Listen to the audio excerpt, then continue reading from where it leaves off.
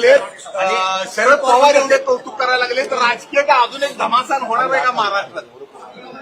महाराष्ट्रामध्ये आम्ही एकमेकाचे वैचारिक विरोधक आहोत, शत्रू नाही आहोत. त्यामुळे एखाद्याच्या जन्मदिनाप्रसंगी, एखाद्याच्या अभिष्टचिंतनाच्या प्रसंगी एखाद्याने चांगली भावना व्यक्त करणं याचा अन्यथा अर्थ काढणं अतिशय अयोग्य आहे. किंबहुना महाराष्ट्रामध्ये एका चुकीच्या संस्कृतीला आपण कुठेतरी पुढे करतो आहोत का, असा याचा अन्य अर्थ काढून त्याचा मार्ग निघेल किंवा तसा त्याचा अर्थ निघेल.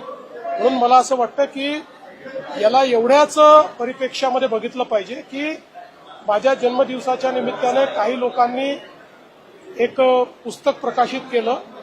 त्यांनी या दोघंही जे महाराष्ट्रातले मोठे नेते आहेत त्यांना प्रतिक्रिया मागितली, त्यांनी ती प्रतिक्रिया दिली, त्यांनी त्यांची भावना व्यक्त केली, त्यांनी शुभेच्छा दिल्या.